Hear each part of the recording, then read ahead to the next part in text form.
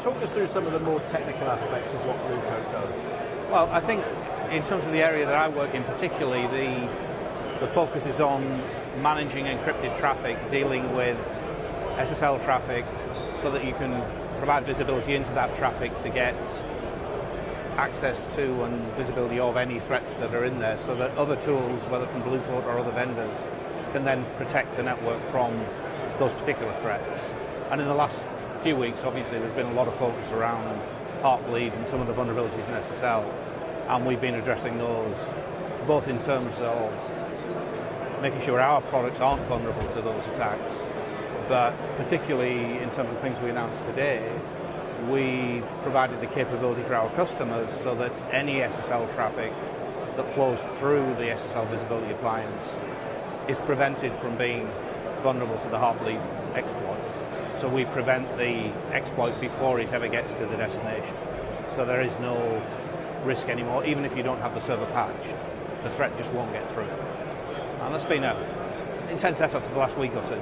Absolutely. Obviously, Heartbleed, as you mentioned, was something that hit national press, and a lot of companies were really quite worried about this. Was there any company that really wasn't affected, or is this something across the board that everyone needs to be worried about? I think Heartbleed was specific to a particular OpenSSL version, but OpenSSL is widely used both in servers and in client devices.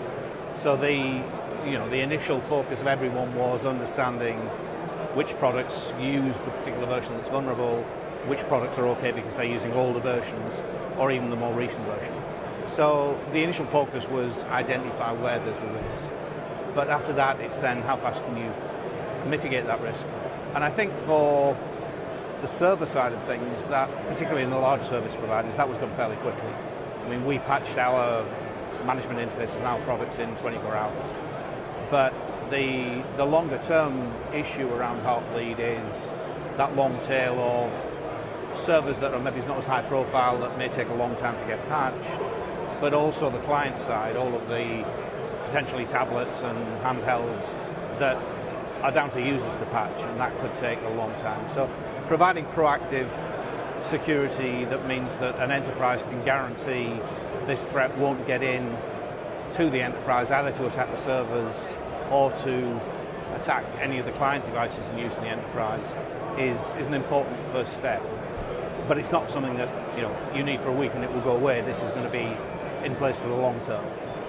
Obviously, Heartbleed came out of a discovery of a particular hole that people hadn't realised was in existence. Is there anything the security industry can do as we go forward to be a little bit better about spotting these holes and problems from the past? Hindsight's always 20/20, but I think the industry as a whole, particularly for software that's being developed commercially, spends a lot of time on processes to validate and test that software.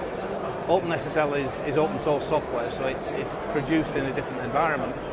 It's an environment that means when things are found, they can be fixed very quickly, which is a beneficial aspect of it. But it does depend a lot on people's voluntary time in producing that sort of software. And I think the industry initiatives in the last few days that have put some more resource into supporting particularly critical bits of the open source software infrastructure are a good move. I mean, the more eyeballs that look at code before it gets released, the more you can test it in multiple environments before you release it, then the more you can be confident there's less issues like this. But 100% confident, that's a rash promise.